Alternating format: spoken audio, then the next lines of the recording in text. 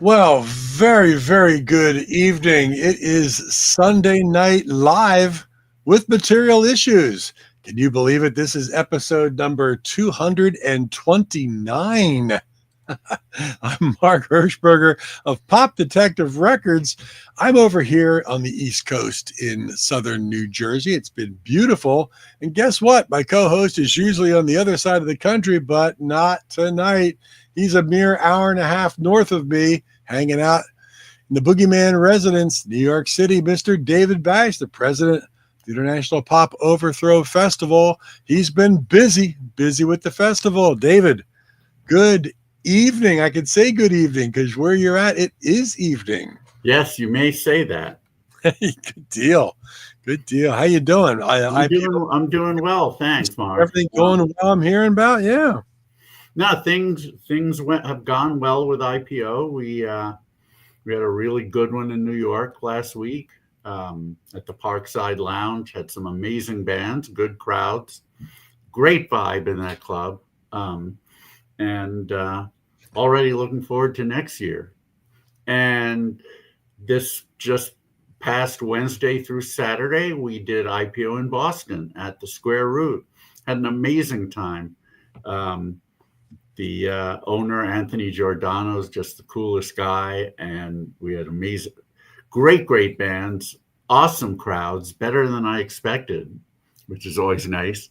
And yeah, we've already locked in next year, not dates yet, but I mean, it'll be at around the same time. Yeah. In the meantime, I've done lots of record shopping, so much that I'm going to have to mail back a ton. Literally 2,000 pounds of record. No, not really, but it sure feels like it when I lift them. So I'm going to have to mail back a lot because I only brought one bag with me this trip. I figured, because of my back, I would just save the wear and tear, right, and just let UPS have the business. But one of my favorite things was going to the WFMU record fair. Oh, yeah. Something that I had heard, I'd heard about for years, but never was able to go because it didn't align with IPO until this year. It was, first of all, it's very overwhelming. I have to say that. Going in, seeing all those tables, not really knowing where to look. Also, I had a limited time. Good evening, Tim. Tim. At a very limited time window because the IPO show that was going to start that afternoon. But I did find one box that said white label promos. And not one box, one table. And I said to the man, "You're speaking my language." And I did happen to buy a few of those. Here's one of the coolest ones, The Spirit of 67 by Paul Revere and the Raiders with timing strip and a white label. Gotta love that. Let's see what else. This one doesn't have a timing strip. I really always love the cover of this album. Dave Clark 5, You Got What It Takes, that kind of psychedelic look. But it does have a white label. So, okay then. A band that pop people really don't think about too much, but I've always loved them. Southside Johnny and the Asbury Jukes. Yep. Their second album, this time it's for real, with timing strip and white label. That's I Don't Want to Go Home on it. Is that I Don't Want to? That's the first album. Oh, it's the first album? Okay. Right. Yeah. But I've always loved Southside Johnny. I've seen him 4 times. I met him a few times over the years. Really cool New Jersey guy. Yeah, sure. But the pièce de résistance was something I found at another table. And I love test pressings also. And this is one of the coolest test pressings I've ever found. Oh, okay. I took the price off. Good. The first Undertones album. Yeah. And it was not cheap. But, you don't find these things. Apparently on Discogs, it sold, a couple of them sold for a lot more than what I paid. So I'll be happy about that. Then in Boston, one of the records I found that's very cool, the alternate cover of Time of the Sea, of Odyssey and Oracle, by the Zombies. Yeah, that's very cool. I have original UK pressings of stereo and mono on that, but I didn't have any US pressing, not originals anymore. So I found this one. Again, alternate cover, not as cool, but I've got the other cover in UK, which is great. So yeah, I plan on renting a car, going into Long Island in the next couple of days, and going to a couple of shops there. And then, of course, there's Toronto. There's 3 really good record shops there that I know. So we'll be hitting those. Dave's coming up with me. Yep. Which is great. So I'll have company. He'll run the merch table. Well, that's nice. That's nice. And tell Dave I said hi. It's good to see him. Yeah, for sure. But today we have a really cool guest, singer, songwriter, multi-instrumentalist of a band I've loved for about almost 30 years now, since I heard their album Memory Lane Traffic Jam on Not Lame Recordings. Yep. And just all through the years, whenever they put out records, I've been excited. And their 2007 album, The Good China, finished #1 for me that year. But they have a brand new record, which is really excellent as well. Giant Fox Pineapple Tree. I've got the vinyl right here. Yeah. And the color of the vinyl is exactly what you see on the cover. So that's another cool thing. It's also available on CD, which I don't know. I don't think I have the CD yet. I'm waiting for that. But I do have the vinyl and some great tracks on here. I say it's kind of a combination. Well, I mean, they have their own style, but it's a combination of, let's say, Teenage Fan Club and the Pernice Brothers, which is just, which makes for beautiful, jangly, but also rockin' combination of those styles, and it works really well. So anyway, without further ado, would you please give a huge materialist welcome to Douglas Lee Robertson? And there he is. Hello, Douglas. He's all the way from Australia. It's tomorrow there, right? It's definitely tomorrow here. Yeah, can you give us some tips of something that's happening on Monday that we don't know about yet? Maybe I can bet on, or he's never heard something you can bet on. Well, I'm not really a betting man. No tips. I'm out in sort of eastern, about an hour east of Melbourne, in a beautiful part of the world called the Yarra Valley, in Healesville, just nestled in the foothills. It's drizzly and damp and cold today, which is very strange for this time of year. It is. This is your summer. I mean, correct? Yeah, because you're basically completely opposite of what we are here in New Jersey. Exactly. Which always fascinates me that, when people are talking about, well, it's summer and you're the other side of the world. I've never been to Australia. It's on my bucket list, but it fascinates me, the music that always comes out of there, and the fact that I guess you're all basically coastal living, not too far inland, because inland is just kind of all desert. Yeah, that's a way to describe it. Correct, right? That's like people that talk to me from Russia or whatnot. They have no clue about, if they've never been to the U.S., what it's all about. As I don't have that much of a clue about Australia when it's all coastal based without going too far in the middle.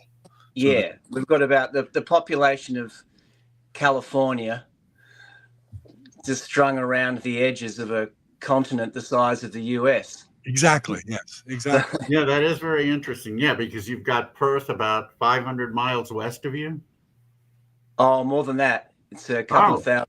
Well, no, it's a long flight. It's a couple of days drive. It's a couple of days drive from Wow. From okay, I thought it was closer. Okay, but wow.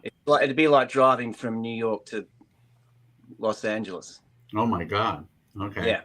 And with that in mind, Douglas, just again because of my lack of knowledge of Australia and the music business over there, growing up and playing in bands and going out and getting out and playing, I guess travel really becomes an issue to try to get out of kind of where you're at. Yeah. Play sure. other large areas because it's pretty far out. I mean, they're pretty vast from each other. What is that like as, you know, a band trying to at least make it in Australia, so to speak? It's kind of difficult because I think you find bands when they're starting out, they sort of just stick within their town, because traveling is, like, I grew up in Adelaide, which is probably about 10 hours drive from Melbourne. And when you're growing up there, you know, going and playing a gig in Melbourne is a massive thing. And Yes. going to play a gig in Sydney is even more of a massive thing. So people tend to stick in their sort of home territory, if you know what I mean, until they're kind of big enough to branch out and do that travel. And even then, you know, there's a lot of driving. If you're going to have a van full of gear, it's a big commitment to do a tour. Yeah. So yeah, bands tend to stay fairly local. You know, we're doing a launch in Melbourne in a few weeks' time, and a launch in Sydney. But just going to somewhere like Perth is just it's financially challenging. Sure. So Have Ice Cream Hands ever left Australia? We have left Australia. We played it in the US in 1999, I think it was. Oh, wow. 98, and that was the last time we were there. And we did South by Southwest in Austin, which was fantastic. It used to be, yeah. It used to be, okay. But in 98, we had a little Australian contingency. At the time, we were signed to Rubber Records, who put out our first few albums. And it was run by still is run by a fantastic guy called David Vodicka.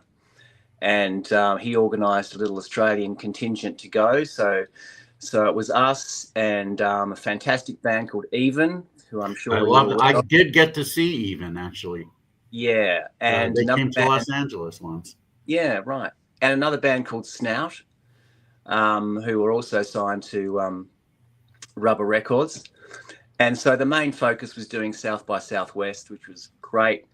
And we did some side gigs in LA and New York, just a couple. The one in LA was it was in Silver Lake. I can't remember. Spaceland, I'll bet. Spaceland. It was Spaceland. Thank you very much.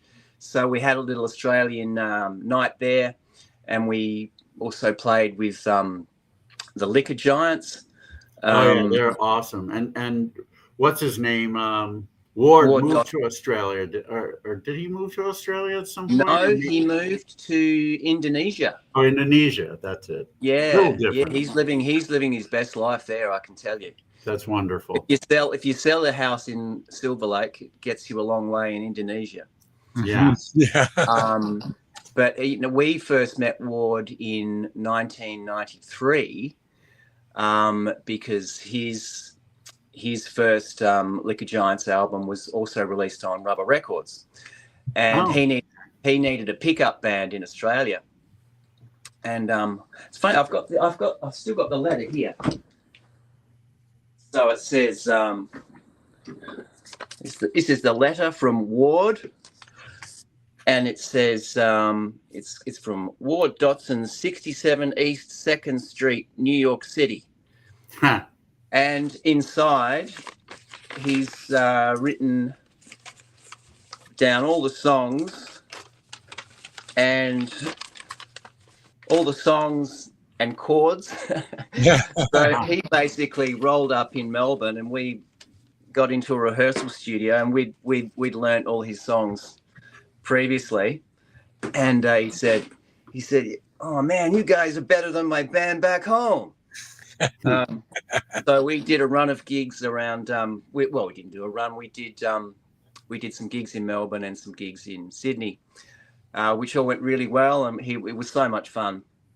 And we Liquor Giants were such a great band. I was so privileged to have them at my festival a couple of times. Yeah, and Ward's a very cool guy. Oh, he's a fantastic guy. Yeah, he was so much fun. Well, I'm glad you got to go to the States at least, but that's ever since then. That's been about it, huh? As far as leaving Australia. Absolutely, because once again, it's financially really difficult to get everyone on a plane, and you just don't know what you're going to get really. So I guess until the day when potentially we get some sort of rich benefactor who's going to drag us to the US, I'm really sad to say, but it's unlikely it'll be anytime soon. I'll see what I can do. Yeah, see what you can organize, David. It's an interesting. I mean, it's an interesting concept of Australian bands just being as far away as you are from the United States, Canada, or even throughout the UK and Scandinavian, all those countries over there. They can get to a lot of places.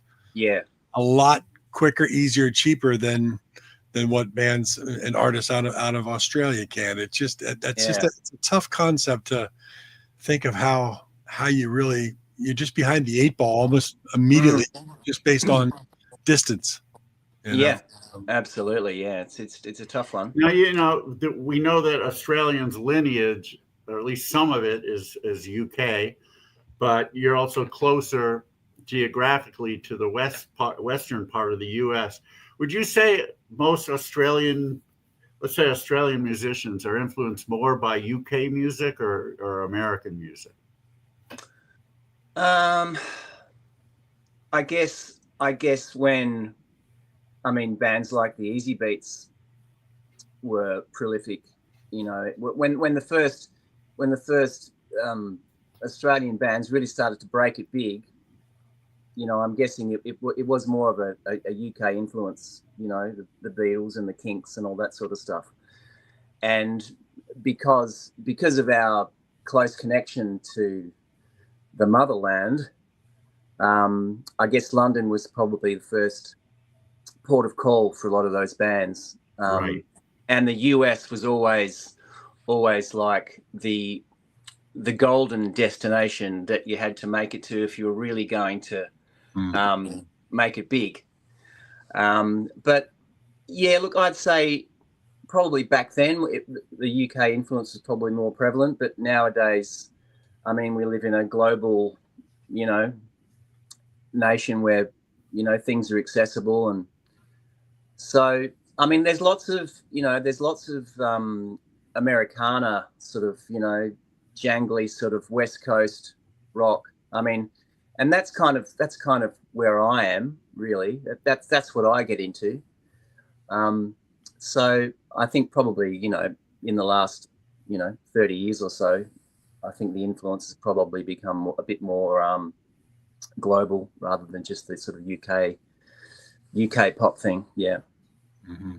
Well, that's just it's interesting. So even when you were young, starting out and playing and whatnot, a lot of your hope just has to be, let's try to get popular or as popular we can, get some radio play where you're at, and then hopefully it kind of spreads from there. Because back in those days, you had to tour behind things. You had to go play live. It wasn't like the internet now where you could be seen worldwide just basically by logging into TikTok or something. Yeah, that's right. Yeah, which was not Lame Records was for us whenever they were putting out and letting us discover bands like Ice Cream Hands that if it wasn't for certain catalogs or people like that, we wouldn't know about a lot of this stuff. And then that brings about the question: how did you get hooked up with Not Lame, being as far away as they are? So that was another Rubber Records thing. So Rubber had a sort of distribution arm, I guess, through Not Lame in the US. So that's the only reason I think that would have happened, just through David Vodika's contacts at Rubber. So I think that's the only time we've really had any kind of other distribution. For a while there, Rubber was linked with BMG Records. Yes. And so we had some decent distribution in Australia through them. But since then, it's really been pretty much all independent. We released The Good China through Dust Devil Records.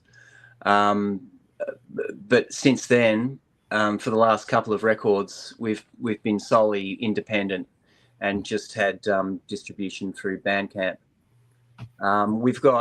There's a small distribution connected to the vinyl pressing place we just used recently, Zenith Records. They've got a vinyl distribution company called Magnetic South, and they distribute within Australia. So they're selling a bit of vinyl for us and CDs as well in shops.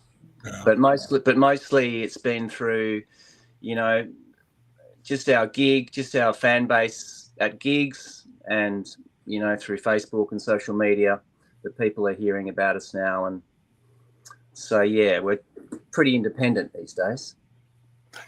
Well, fortunately you were able to get your new record to me. Yes. All the way to LA. Giant Fox Pineapple Tree. Here's the vinyl. I'd like to play a track from it right now, if that's okay. Wait. I always tell acts there's a reason. There must be a reason why you chose a certain song to lead off an album.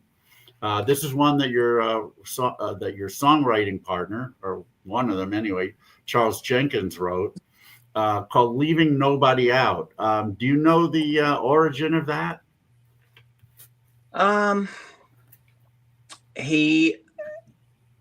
I think he just posted a. We've been doing some little bit of posting on Instagram about sort of the origins of songs and that sort of stuff recently, and I just think he kind of knew this was going to be track one, and he wanted it to be a welcome. I don't know if you have it over there, but over here we've got this thing called a Welcome to Country, which talks about the indigenous history of the country, and basically it's welcome to Australia, welcome to my land, and I think this is Charles saying welcome to our album. Nice. Welcome strangers, welcome fans, friends, Romans, countrymen. Well, give me your ears. And you left nobody out, which is appropriate, because the song is "Leaving Nobody Out." So we'll play that right now, the lead-off track from the brand new album by Ice Cream Hands. This one's called "Leaving Nobody Out" here on Material Issues.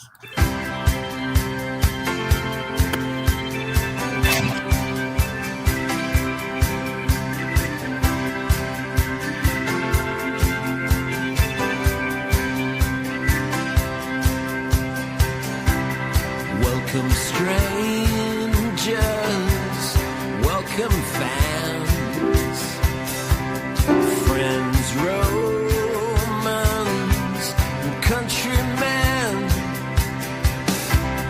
up and comers, and what's at hand, winners and losers, champions, everybody.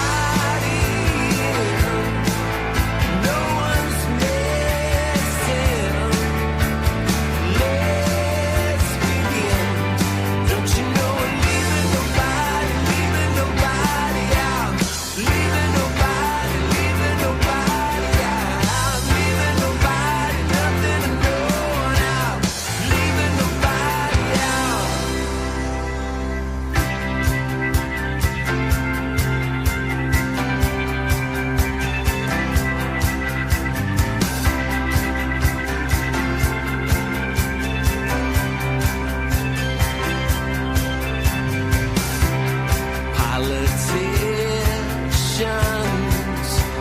publicans, poets, record sellers, librarians, doctors and nurses, gods and angels, all of them. And if you're here to make it right, you're welcome. Everybody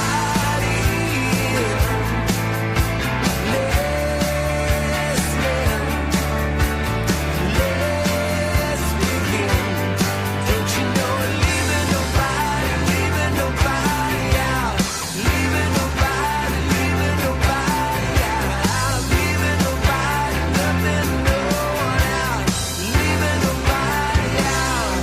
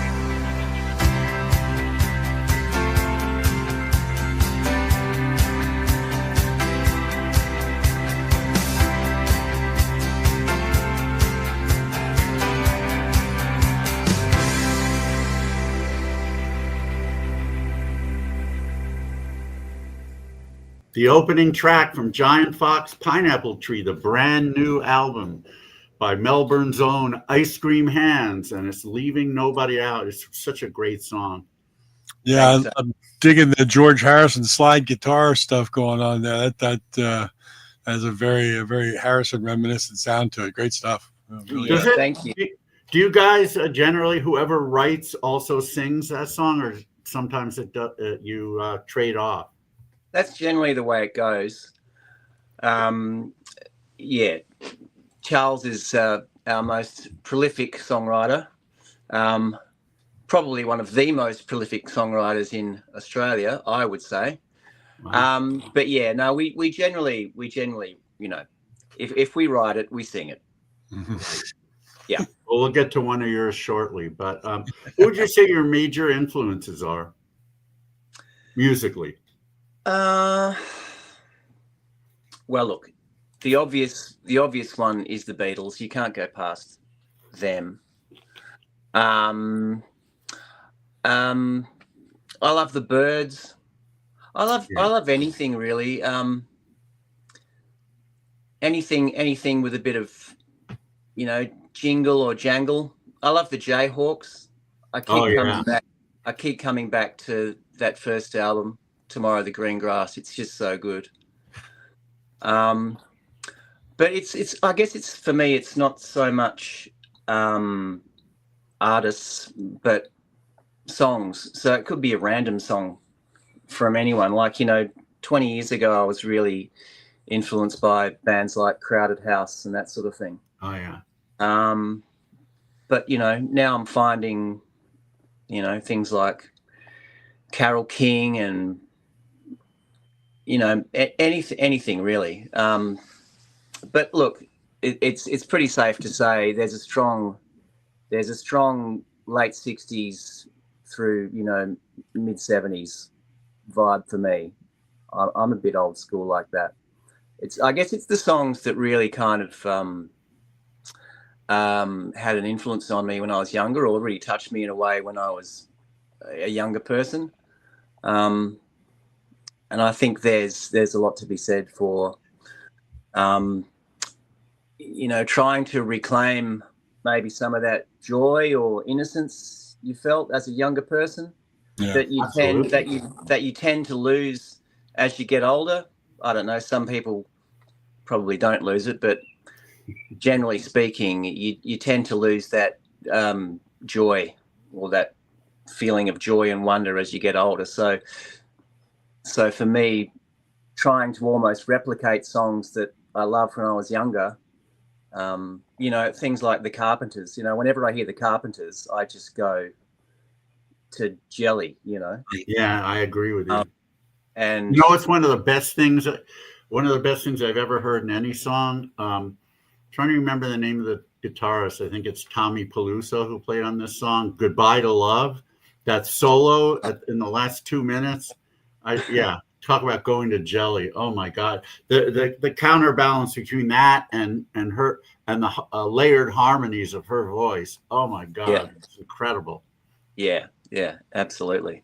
Yeah, and we talk about that with the shows that we get to play new music from either artists that have been around for a number of years or brand new artists. And there are people who don't go out and search for good music or try to find it, and we hear it all the time, like there's no good music being made anymore. Well, they just don't know where to find it, because there is a lot of great, as you talk about, jangly, harmony, happy, uplifting kind of pop music is out there. There's some really, really good stuff being made, but people lots of it. And lots of it, and people just aren't tuning in to where they can find. They got to do a little, even though it's available in all kinds of electronic social media aspects. People still have to do a little bit of work to find and listen to some of this stuff, and that's kind of why we like to play new things on this show, because it's great stuff out there. And what happens also, each year for International Pop Overthrow, I do a 3-disc compilation which features bands who play the festival, bands from all over the world. And if I play it for people who are in the mainstream, who really listen to people like Taylor Swift or whatever they can hear on the radio, even older people, older or younger, older people mainly for this, invariably they'll say, I had no idea that there were people out there still doing this kind of music. And I tell them there are literally hundreds of artists out there. They're just not being played on mainstream radio anymore, but they're doing it. Yeah, we get a similar thing sometimes. People hear our music and they go, "Oh, where have you been?" I love this. And we go, well, we've been around, but it's just, you just haven't stumbled across us, and it's actually being reflected in, our album sales at the moment. I should mention, incidentally, that we just found out the other day that we were actually 38 on the ARIA album charts in Australia. Oh wow! And number 8 on the Australian album charts, and that's the first time that's happened since 1998. And I'm not sure why, but somehow, whether it's our social media or the video we made, we've connected to a whole bunch of new people that I can't really recognise from our previous sales and all that sort of stuff. So I guess it only takes one little thing, or someone to say, hey, check this out. And people go, wow, where have you guys been? You're great. How long have you been around? It's like, well, I'm old enough to be your grandpa kind of thing. Yeah. How important is, I'm trying to lead into 2 questions here. How important is it now for a band like yours to get radio play, and how does that compare? How does that compare with, let's say 1998, when there was still a music industry? Well, radio play, you've obviously got, the big networks which play your Taylor Swifts and your Sabrina Carpenters and your golden oldies and all that sort of stuff. But radio's a really weird one. We've been getting some support from local radio and community radio stations, basically, you know, anything except the major networks. I mean, there's 3 major radio networks in Australia, and they've each got their, you know, their pop station, their golden oldie station, their easy listening station. So it's all controlled by really 3 major networks in Australia. And unless it's some sort of specific show, you know, where they're playing today we're just playing Australian music, you know, and they'll do an hour because they have to play a certain amount of Australian content in order to keep their license. But look, you won't find us on any of those radio stations in Australia. So it's the community stations, and luckily, especially here in Melbourne, we've got some fantastic community radio stations. We've got Triple R and PBS, which are all subscriber based. So they're for real music fans who want to hear something new and who want to hear something local, and who want to hear something that's not, you know, the mainstream diet. Yeah. So those stations have been great. But yeah, look, you can't rely on radio airplay to get your stuff out there. You can't. You've just got to play. And look, I think we're lucky. You know, if we just popped up last year, you know, it'd probably be quite difficult. But luckily, we've got this sort of legacy that we can draw upon, and we've got a legacy of fans going back 30 years who have now, you know, they're all a bit older like us, and maybe, you know, and sometimes even their kids have gone, you know, their 18, 20-year-old kids have gone, wow, I love this, you know. So so yeah, you definitely can't rely on radio, and it kind of never really was important to us. It was something that was fantastic if it happened, but you could never rely on it. Well, and it's interesting. I have daughters that are 31 and 26, and of course they have their loves of what's going on today, Taylor Swift and Jonas Brothers and all that kind of stuff like that. But you know, it's kind of funny because, you know, back in the day when there were a lot of radio play, a lot of radio stations, a lot of variety, college radio, you heard a song, but you didn't automatically match it with what the band looked like. You know, and people would be like, "Oh, I love this song," and it wasn't until you went out and found the album or whatever that you finally said, "Oh, this is what they look like," and it didn't matter because you loved the song. I think to the detriment today, a lot of younger people are looking at what somebody looks like first and foremost, and then do I like the song? So if they're looking, in 1981, video killed the radio star. Video killed the radio, yeah. But MTV came around. And today, even when I talk to younger people and my daughters, their age, I'll play them something which I know they're going to love, and they love it. Yeah. And first thing they say is like, because they know me, how old are these guys? You know, I go, well, what does it matter? You know, what does just love, and they love the music, but a lot of their generation wants the slick looking, you know, it's all. Yeah.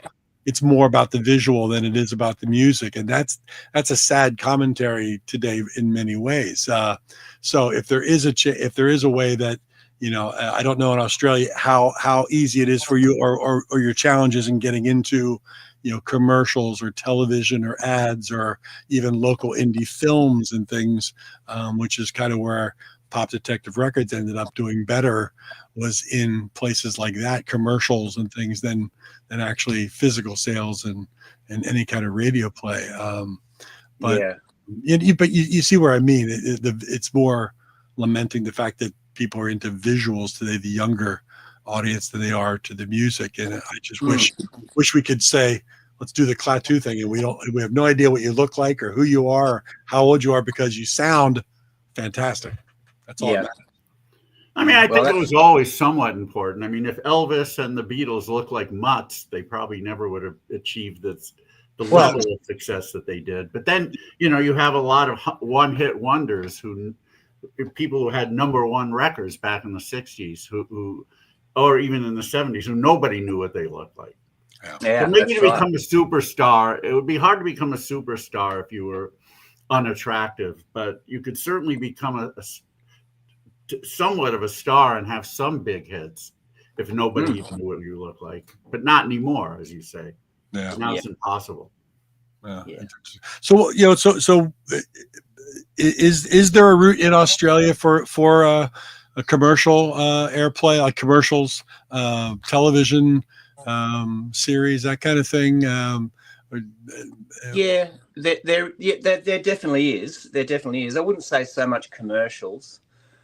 I mean, I think probably you'd have to be like, I think, you know, remember Jet? Yeah.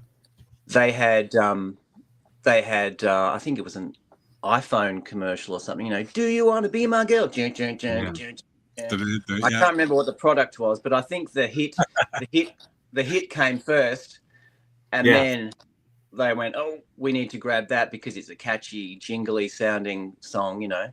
Yeah. But I think that would come first. But look, no, there is a route for that. But it's probably more along the lines of television shows, you know, just having your song in the background, you know, maybe, you know, they're sitting in a cafe and your song's in the background or something like that. But I think, we don't have publishing deals at the moment. So any big publishers out there in the US, just give us a call. There you go. So I think, if you've got your song on a list of, you know, potential for publishers to look at and go, oh, that song could work for this film or TV show or whatever. That hasn't happened. It's happened for me a couple of times. I think I get a royalty of about, you know, $6 every year for some show that was in Finland or something like that. Very obscure. Yeah. Or played on some small independent airline up flying over somewhere, and it gets played on their little radio thing, and 42 cents for that. Yeah, that's right. We actually IPO International Pop Overthrow almost actually got free advertising in the Alaskan Airlines magazine on their flight. It would have happened except for COVID. COVID killed the festival star. Let's play another track from the album, and this one is yours. I really love it. It's the 4th track on the album called "Do You Feel It," and I bet you know the origin of that one because you wrote it. I do. It like once again with these little, you know, Instagram clips we've been doing, I said this song really isn't about anything. It's just meant to be a bit of a joyous explosion. It's about the potential for things to be wonderful. That's an uplifting message, and we need a lot more of that. We actually demoed this song about 4 BPM slower than what it actually ended up being. And Charles likes to say it was so cold down at the studio we recorded that we played everything faster just to keep warm. Nice, so in an album of fairly mid-paced songs, this one just pops out. It goes bang, straight out of the gates. One of the reasons I really love it.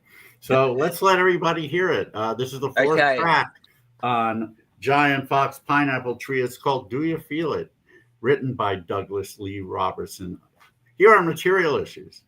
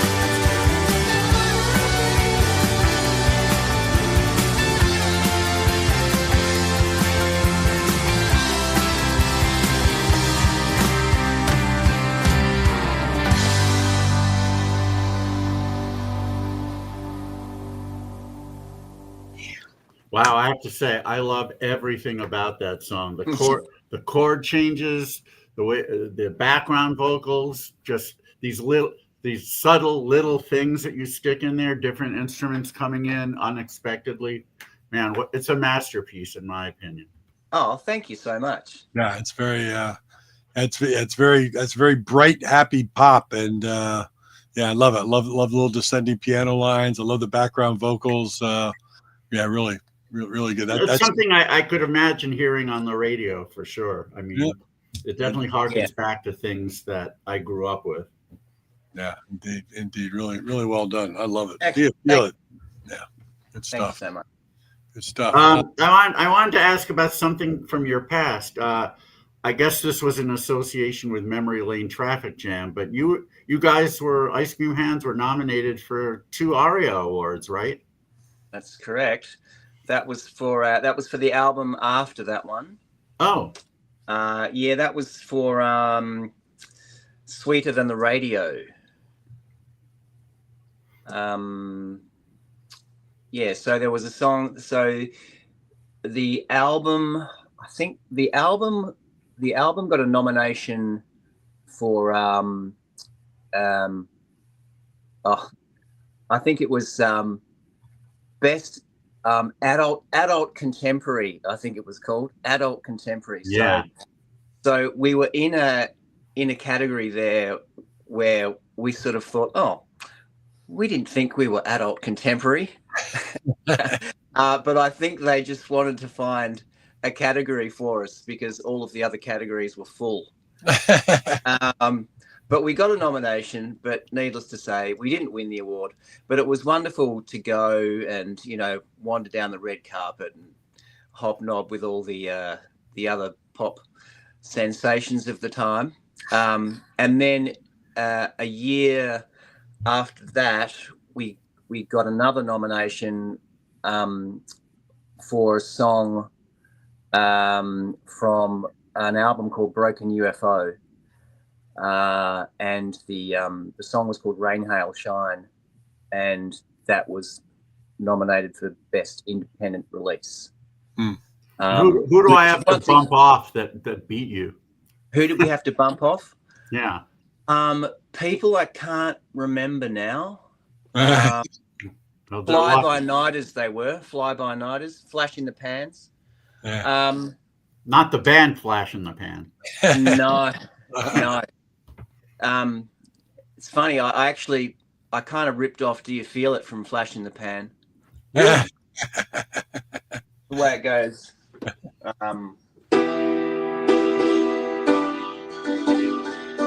Just that whole rundown, that piano rundown was kind of ripped off from one of their songs. So funny you should mention that. You should say that. I figured they're an Australian band, and if the pun lent itself to us, then yeah, I'm gonna go for it. Yeah. And speaking, I always like to ask this question. Speaking of Australian bands, are there bands of your ilk or sound, as you always said that you like the jangle things? Are there bands that are going on right now out of Australia that you might be able to say, have you heard this, guys, or have you heard this act at all? Is there somebody that's kind of turning you on that's Australian? Not really. I've got to say, I really don't keep my finger on the pulse. Right. Yeah. Of these things. I've got a 20-year-old daughter who's always bringing me, hey Dad, check this out. But it will be some, independent, UK, singer who's just, incredible. But as far as the jangle goes, no, Marcus, our guitarist, is really good with that sort of stuff, and he's always searching out new things. Yeah. He sent me this link, last year. Sometimes he goes, Doug, check out this band; they're incredible, and they're playing in Melbourne in a few weeks. Do you want to go and see them? And it was the Lemon Twigs. Oh, cool. Yeah. And man, yeah, I love those guys. Yes. I mean, just incredible to do what they're doing at the age they are. you know, they're still so young, and their latest album is just a masterpiece. It really is. So yeah, look, I'm a massive fan of them, but you know, thinking of Australian bands, I really couldn't say. You know, Well, just one along we those might be lines. able to tell you about. Yes, please. We had him on as a guest on Material Issues. Also a very young guy, not quite as young as the guys in the Lemon Twigs, and I believe he lives. I think he's from Perth originally, but lives in Melbourne now. Wesley Fuller. Yeah. Okay. Yeah. Definitely know check the him names. out. Okay. Yeah, I will. Yeah, look, I probably should investigate these things a bit more, but you know, life gets in the way sometimes. Yeah. Oh, sure. But- We had Yeah. Danny Ayala, the bass player and keyboardist from the Lemon Twigs, on our show a few weeks ago. Oh wow. Yeah, He has a brand new album that's he has really a brand good. new album out as well. Yeah. So look for Danny Ayala. Yeah. Ayala. Ayala. Okay, yeah, Yeah. great. Yeah, Yeah. no, the way they jumped on different instruments, and you know, he'd jump on the keys, and then the lead singer would jump on the bass, and then the other brother would jump on the drums and just play like Keith Moon, you know. Yeah. Like that. That was so good. So He, good. and he was talking about, you know, they were growing up in New York. They all knew each other as kids, and he goes, you know, the Dario brothers, they, you know, even from in grade school, they were, you know, performing in front of their classmates and just blowing it away from a very young age. Yeah, incredible. And now they're still young, but so experienced. It's so good at their craft. Yeah, good call on the Lemon Twigs. Yeah. I'll give you a name. I'll give you a name that may end up being another luminary in the young pop boy kind of thing. They've actually done some shows with Lemon Twigs. We just had this band play at IPO in New York. They're called the Candy Rocks. They're from Baltimore, in the States, and yeah, they've definitely got the goods. But they're just, you know, they've just started out. They don't have much recorded yet, but they're working on an album, and I'm sure they'll do more shows with the Lemon Twigs. I guess they never made it out to Australia, but they yeah, to look for sure. Nice. Yeah. Yeah. Beautiful. I mean, Let's play one more track from the brand new album, and this is the last track on the album, the ballad, which you co-wrote with a different band member than Charles. I'm trying to remember which one though. Yeah, Smiley. Derek G. Smiley. Okay. Our drummer. Yeah. Yeah, he really wanted to collaborate on a song. And I said, okay, well, give me what you got. And he helped me co-write the lyrics about the passing of his dear mother. So it needed to be. Look, I'm a sucker for a ballad. I really do, and I've got to slot one in, and everyone sort of rolls their eyes and goes, "Oh, not another ballad." But I wanted there to be a song where, you know, we could leave space for, you know, all the strings and all the oohs and ahs to sort of really, you know, take a focus. Yeah, and I think the first thing I thought of was it just needs to be piano and drums, you know. Just needs to start with piano and drums because we don't normally do a lot of that sort of stuff. So yeah, co-wrote this one in the haze about the passing of Smiley's mum, or as you would say, mom. We've heard mum before. You've heard mum. Have you heard mum? Have you heard an English accent? The passing of my mum. Yeah. So yeah, it was always going to be a sad song, but I wanted it to be a little bit sort of uplifting as well, and I wanted that middle 8 section to be as Jimmy Webb as I could possibly get. Nice. Yeah, nice. Well, it's a fine way to end the album. A beautiful song, and we're going to play it now from Giant Fox Pineapple Tree, the brand new album by Ice Cream Hands. Here's In the Haze on Material Issues.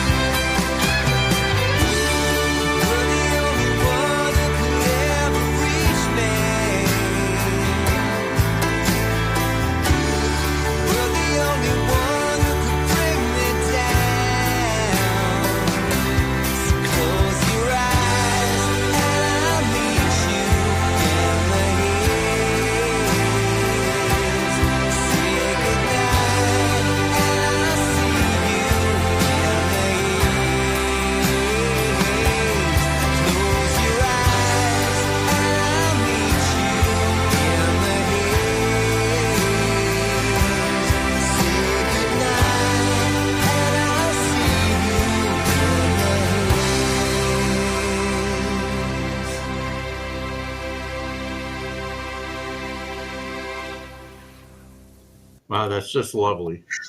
Wow, yes. I mean, that just is. I've got these really good earbuds in, and man, everything going on everywhere in your head with that song. A lot of things. It's just beautiful. Absolutely. Now, I described Ice Cream Hands as sort of a combination of Teenage Fan Club and the Pernice Brothers. Are you familiar with either of those acts? Oh yeah, I love both of them, and we've actually had the pleasure of supporting Teenage Fan Club in Australia. Oh, yeah, that was a big moment for us, a very big moment for us. And I love the Pernice Brothers. What's that album? Something About Happiness. Overcome by Happiness. Overcome by Happiness. Is that an album or a song? I think it's both. Yeah. Yeah. I mean, I just loved, especially because, I mean, Teenage Fan Club, you've got, 3 guitars all going at once, rang, rang, rang. Yeah. The Pernice Brothers, it was so stripped back and so gentle and beautiful. And just that the way he would deliver those, and he would almost whisper those lyrics, Yeah, no, that's their album. That opening track, Crestfallen. Is a killer. Yeah, absolutely. Yeah, love that song. Yeah. So yeah, look, we're all big fans of Teenage Fan Club. So when we, back in the day when we were doing a lot of driving to Sydney and Brisbane and all over the place, Adelaide, sort of late 90s, early 2000s, we'd have Teenage Fan Club on the CD player, Teenage Fan Club, Carpenters, another band that escapes me right now, and Smiley will kill me if Cotton Mather. Oh, Cotton Mather. Yeah. Oh, what an album that was. Out of Texas, Austin. Yeah. And the Carpenters and and the Pernice Brothers and things like that, and XTC and of course, yeah. Yeah, indeed. But just so people know, you're listening to Ice Cream Hands, the brand new album. We've been posting it up there with the awesome title, Giant Fox Pineapple Tree, which we should probably ask what the heck that is. But very unusual title. So at the bottom, gotta hear the origin of that one. Yeah, well, look, .com.au is where you can find all the information about everything Ice Cream Hands. So check out the website going across the bottom. But go ahead, Doug. Well, I was gonna preface that by saying, I mean, Ice Cream Hands is a pretty weird name for a band as well. But once we'd kind of had it for a year or two, we thought, well, we can't change it now. We can't go back. Well, is it about what I think it's about? Well, probably is. We actually got into was a little Rolling Stone. It was a little strip sort of article on page 83 of Rolling Stone, whenever, and it had us in with 10cc and Pearl Jam. Yeah. So you can make of that what you will. And we will. And given that 32 years later we've still got the same band name, we probably could have actually changed it about 20 years ago, and no one would ever noticed. But so I guess what I'm saying is, once you've decided on a name, you kind of stuck with it, and that's the way that the album title kind of worked. When we were down, we were recording the album, so we recorded it to tape with no click track in a very analog studio, which is something we haven't done for a long time, and actually recording all in the same room together. The beds for the tracks is something we haven't done since 1998. So we all went away together, and when we all go away together, we generally get up to no good and have a lot of fun, and sort of little catchphrases and things come up that we just keep continuing with against our better judgment. but one night when we were driving home from we hired a house about half an hour away from the studio, and it was in the depths of winter. It was foggy, it was cold, it was rainy, and I was driving the car, back through the back roads of Gippsland in southeastern Victoria, and I sort of saw this enormous red thing coming towards the road, and I went, "Oh my God, it's a giant fox!" Because you always expect a fox is going to run across the road at some stage. Really? Okay. Yeah, we've got lots of foxes in Australia, and the place you normally see them, unfortunately, is dead on the road. But I thought, oh, it's a giant fox. But in the morning, when we drove back to the studio, when we drove past the same place, we realised it was just a very large red horse in a paddock. But so giant fox. So everyone would keep saying, "Oh, Doug, it's a giant fox," giving me a really hard time about it. But there's also a line in one of Charles's songs called "Don't Let the Party Fade Out," and he says, I've only a small patch of land, but I have a fine apple tree, and plenty of room for you and for me," or something like that. And Marcus, our guitarist, heard that as pineapple tree, as opposed to a fine apple tree. So it just became giant fox pineapple tree, and once we said it, it couldn't be unsaid. And we tried to come up with a few other. We thought, well, that's a really dumb name for an album. Why don't we call it, Gippsland 2025? I don't know, whatever, or at least take one of the song titles from the album and song titles and make that the album title, which we've kind of done in the past. But no, that name just stuck, unfortunately, and we thought, well, it's as good a title as any. The imagery is good, as you can see on the screen now. I was not familiar that pineapples grew like that. They don't. There's no such thing as a pineapple tree, which is kind of the funny thing about it. I love it. That's really good. It's an interesting album cover. It's really it does grab your attention.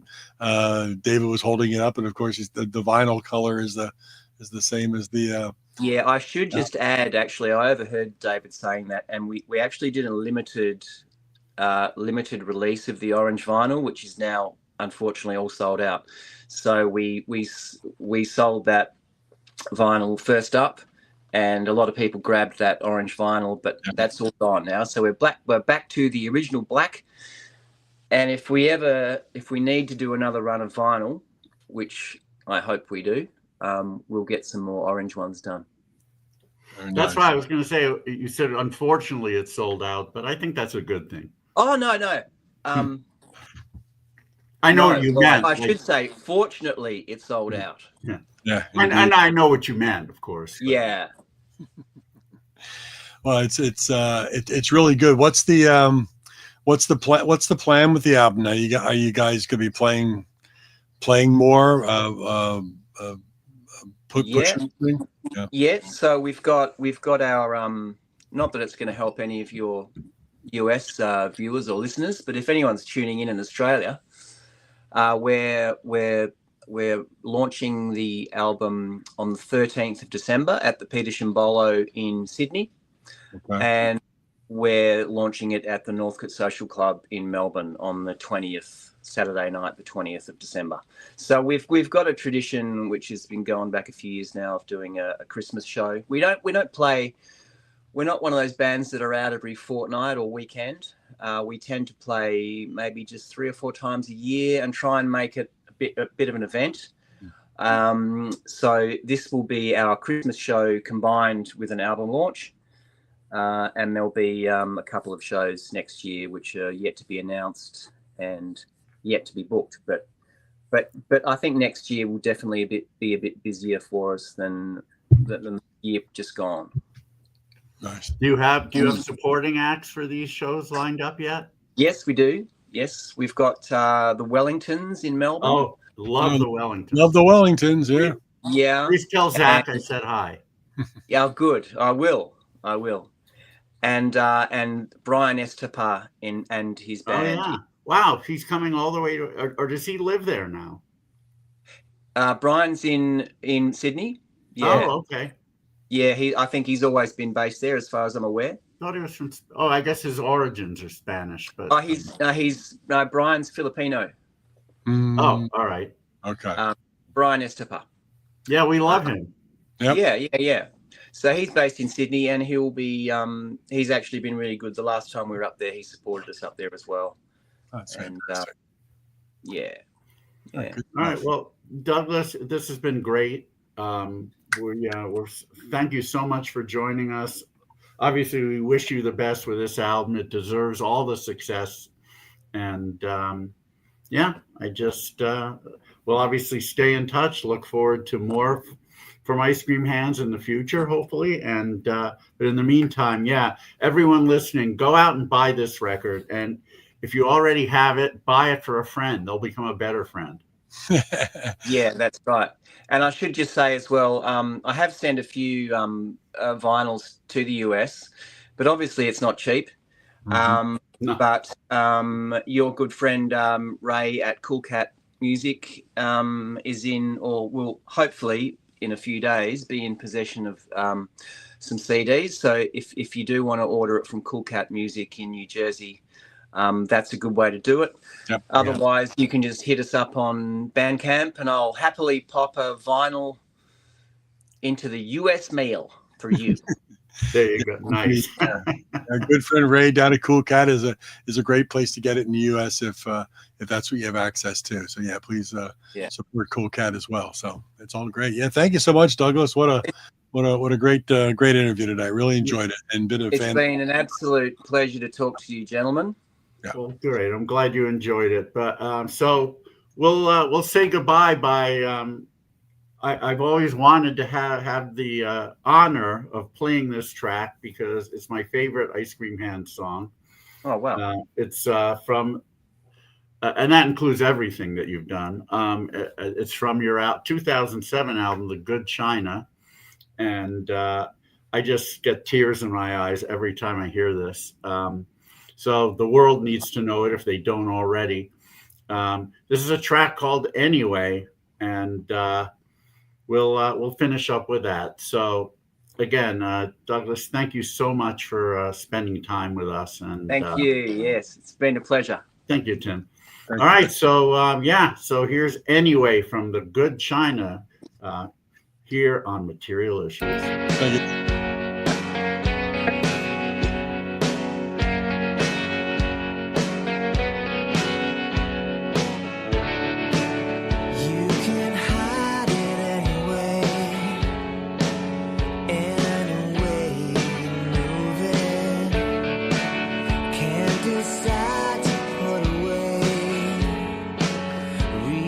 Try to lose it.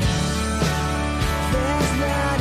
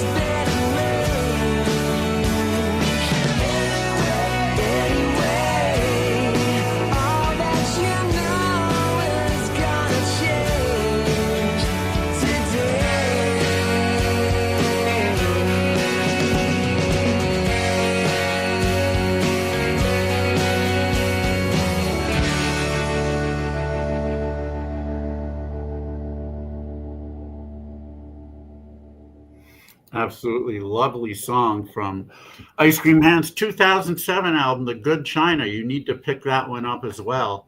Song is called Anyway. And anyway, we've got lots more coming up on material issues over Oh, the yeah. next few weeks. We've got all kinds of things going on, don't we? Yeah. So what do we got going next week on the 20th? Well, next week is the 23rd. It'll be 8 p.m. Eastern, our normal time. We've got a wonderful photographer, Teresa Kariakis. I keep calling her Kariakis because she's a good friend of Frank Sesich, Dead Boys, and Deadbeat Poets on my label. But it's Kariakis. She was around in the 70s in LA when the punk movement was really starting to grab hold, and she was a great photographer and started taking pictures. And a lot of these pictures are very iconic from the punk realm. She's got classic photos that she took of the Go-Go's, Joan Jett, the Ramones, Blondie, Billy Idol, Iggy Pop, Stiv Bators, obviously. And she's got a running series, photo series that appears in galleries and museums and things called Punk Turns 30. And she's just had a very interesting career as far as photography goes. And within the music world, she's writing her memoir right now. We're going to get a little sneak peek of that, and we're going to have her on the show next Sunday to talk about how she got into photography, how she landed in these spots to take these wonderful photographs, what her touring exhibit has been all about, what she's doing now, and a lot of really cool stories she's got from the punk era. It's going to be great. Teresa Kariakis next Sunday night here on. I look forward to that. She was doing this mostly right before I moved out there, so yep. I'd like to. Yeah, it'll give me a good feel for what the scene was like prior. Pretty awesome. And then on the 30th, I guess, right? Yeah. 30th, yes, the 30th. On the 30th, we have, and again, we'll overuse the word, but not really in this case because it applies. We have the guitarist, I should say. Oh, he's pretty iconic himself. From the iconic power pop band, the Rubinoos, certainly a band that, if you like power pop, they're probably somewhere in your top 10 of all time. And yeah, Mr. Al Chan will be our guest. I think they're still doing shows in Spain right now, or is the tour over? I don't know, but I know they were doing shows with Vivica Sagastad and Ken Fox and her whole band. I know Vivica's back in the States. I don't know if the Rubinoos continue to tour right now over there, but what's going on? But they had about 2 weeks of touring all over Spain. Yeah, which Spain, of course, loves power pop.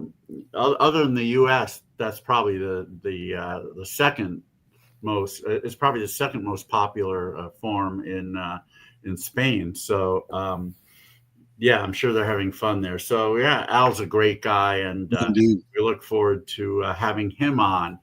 The next 2 weeks, we'll be showing some episodes we pre-recorded, and the first one on the 7th will feature the great mod band from Medway, London, the Len Price 3, and this is their newest album, Misty Medway Magic, and it's another winner on Wicked Cool, Little Steven's label. They've been on that for a while. Len Price 3 have toured all over the place. They have come to the U.S. I don't know if they've been to Australia, but they've come to the U.S. Of course, they tour the U.K. a lot. They've played IPO Liverpool a few times, which is it's always a thrill to have them up there. I'll never forget. I may have told this story already. I didn't hear this, but Rena did. I was in the other room when this happened, but. There was a manager of another mod band we had on right before Len Price 3. We wanted to make sure the two played, right near each other to keep that mod vibe going. Anyway, in the middle of their set, the manager of this other band shook his head and said to Rena, "I'm going to go home and cry now. These are too good." With my bad Scottish accent, the bandits in Scotland. And I love the fact that they call a band these rather than them or whatever, but or they. But yeah, he knew. I mean, this is a guy who knew mod, and he just knew how good they are. Mm-hmm. So yeah, and I believe they're coming to the States fairly soon, to the East Coast. Oh, really? Oh, wow. Yeah, I think so. I don't remember exactly when, but yeah, shouldn't be too hard to find out. So, I don't know if they're playing down in Philly or anything, but I know they'll be in New York and probably Boston also. Yeah. If you've never seen them, it's definitely worth it. And this album, Misty Medway Magic, is just great. So, Indeed. So we'll have that. We'll have the pre-recorded episode on airing on December 7th. Then on December 14th, we recorded this episode a few weeks ago. Yeah. Right. From Amsterdam, an amazing singer-songwriter called Jorik van Noorden. He's also an author. He wrote a book on Paul McCartney and the records in his cabinet. It's pretty fascinating stuff. Jorik has put out several albums over the years, even though he looks like he's about 20. He's a little older than that. Yeah. But he has a brand new one called Do It Now, which is great. I'm still waiting for the vinyl and or CD. I believe it has just come out in the Netherlands. It's on the great label Excelsior. Big shout out to Ferry Roseboom and everyone at Excelsior. Yeah. So that should be a lot of fun too. That's on the 14th. And then we're getting near the holidays, but I'm still trying to line up something for the 21st. And we've got something on the 28th though, don't we? Yeah, we just booked this. And as far as I know, it's all verified and great. But if you're a fan, as David and I are, of early 70s, top 40 radio, top 40. And we talked about this earlier. It's like, yeah, if you had to describe if you had to pick one or two songs that would absolutely, what's the word I'm looking for? Absolutely define the era. Yes, yeah, define the era. This might be one you talk about. Band called Gallery with their song "Nice to Be with You." Huge hit in 1972. Huge hit. The guy that wrote and signed that, Jim Gold. It's going to be on the show. It's going to be on Material Issues. He's still out playing. He's still writing. As a matter of fact, he's writing a lot of material for his daughter Mel, who I know now. And Jim Gold from Gallery. It's going to be nice to have him on the show. Material Issues. Nice for him to be with us. Yes, yeah. But yeah, and that's an example of the video killed the radio star thing. Not that they were bad looking guys, Gallery. They were not. But nobody knew what they looked like. Yep. Didn't matter. That song, raced up to number one on so many different charts. And it's a song that, again, it's one of those things where people will know the song. People of our age and maybe even a little younger will know the song. They might not know who did it. Right. But if they watch Material Issues, they're going to hear all about the band Gallery and all about the stuff that Jim has done since then as well. And after that takes us into 2026. Who knows what's going on? We haven't booked anything into the next year yet, but it's just absolutely amazing to me. Again, this was episode 229 tonight. 229. I thought we'd do about 10 episodes when we were you've been talking about that. Maybe next year we'll have Donald Trump and Bill Clinton on together, if you know what I mean. Yeah. Maybe they can reenact something that happened like 30 years ago. Yeah, that would be good. That'd be good. Supposedly. Supposedly. But yeah, it's really great. So if you haven't, I know I've been talking to a lot of people recently, about Material Issues, and they were always asking, well, are all the archives available? Yeah, materialissues.com. I'll run that little link right there. If you click on the live tab at materialissues.com, which is our YouTube area, all 229 episodes after we finish up tonight are available. And Even episode 95. yeah, that's starting to get more and more popular. And Yeah, if you don't know, you got to check it out. You got to check it out in the archives. So materialissues.com. While you're there, subscribe, share it, tell your friends, hey, if you're a music fan, and it's not only just music, we've had some really great authors, we've had some athletes, we've had some celebrities, we've had various things going on. So but we've had a lot of really yeah, cool. but mostly we know that our viewers are big pop music fans, so Yeah. we try to get pop music artists from all eras on the show. And yeah, as you said, Mark, we have we basically we have a now I'm looking for a word, but we basically have more than a snapshot of the music, the scene, the scenes, the atmosphere, the whole thing. And it almost could serve as a time capsule. And as I told, I was testing earlier tonight before this show with Teresa Karyakis to make sure her connection was fine. And as I told her, and just everybody understands, people who watch this show understand. Our interviews aren't their normal cookie cutter interviews. We like to talk about a lot of different things, and I think a lot of our guests really appreciate the fact that we make them think a little bit, and we get some interesting conversation going on, and it is more of a conversation. And I think you'll dig that if you've never seen a lot of things. Like Tim knows, yeah. Thank you, Tim. Yeah, Tim is probably our most loyal viewer, and we really appreciate it. God, what was I going to say? I lost my train of thought here. Oh, that we're not burdened, we're not bogged down by FCC rules or anything like that. We're not bogged down with a certain time limit. We don't have people in our ear saying, "Time for a commercial, wrap it up."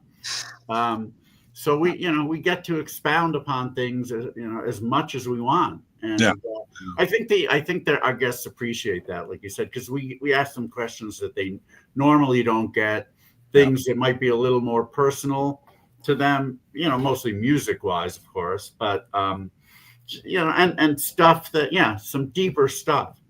And I think they're grateful for that. And we're of course very grateful for having them. It really means a lot when anyone accepts our invitation to be on. Indeed. And we got a lot of great stuff coming up. So, subscribe to materialissues.com. We send out, or David sends out usually on a Friday, what's coming up on Sunday. We don't spam you or whatnot. And we appreciate everybody watching it. It's been a great 229 episodes now. We'll see you for many more next Sunday. Teresa Karyakis, 8 p.m. Eastern, 5 p.m. Pacific, right here on Material Issues. David, love Tarina. Have a great night in Toronto. Say hello to Dave the Boogeyman. Will do. We'll see you soon. Stay well. Good night, everybody. Good night, everyone. Thanks.